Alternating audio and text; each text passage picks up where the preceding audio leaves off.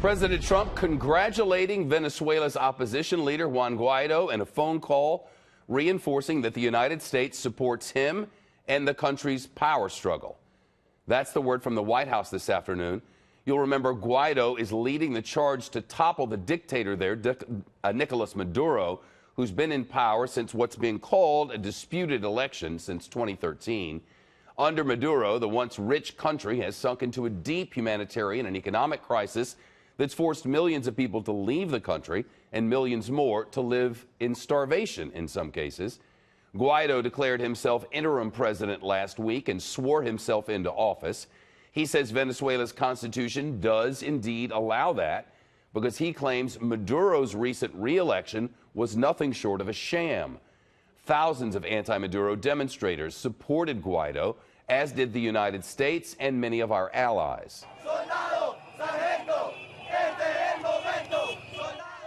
Venezuelans taking to the streets again today, Guaido encouraging people to leave their homes and jobs for 2 hours of demonstrations to demand that Maduro resigned. The disputed president now says that he's willing to talk with the opposition, but he's refusing to step down.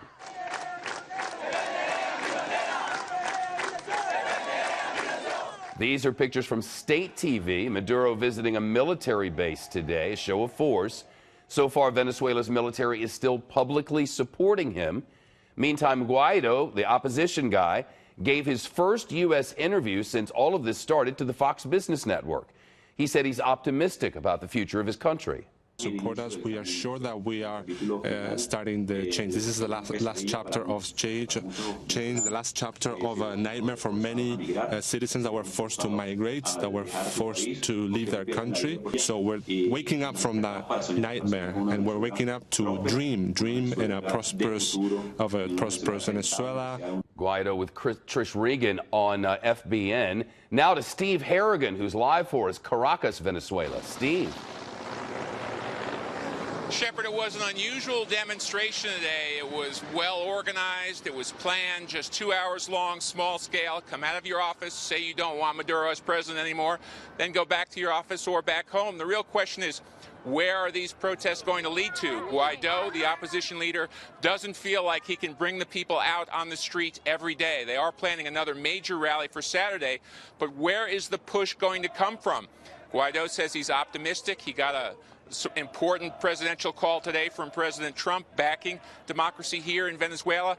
But we're seeing Nicolas Maduro, the man who was reelected just last year in a disputed election, really shoring up his military support. If you watch state television here, all day long, it's Maduro with generals, Maduro with privates, even Maduro, who's a very large man, running in military drills in green fatigues with some of those soldiers. So where's the push going to come from? He has the loyalty, the publicly proclaimed loyalty of the top military officials, but are these demonstrators going to get close to the presidential palace? And when and if they do, how are the rank and file military soldiers there on the ground going to react? That's really not clear.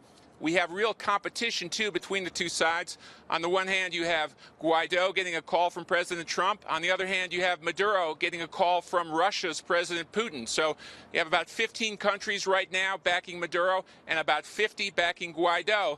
But the real question here is on the ground, where is the push going to come from to get rid of a man called by many a dictator who right now has the security forces still under his thumb? Shepard. Steve Harrigan, our eyes and ears from Caracas in Venezuela.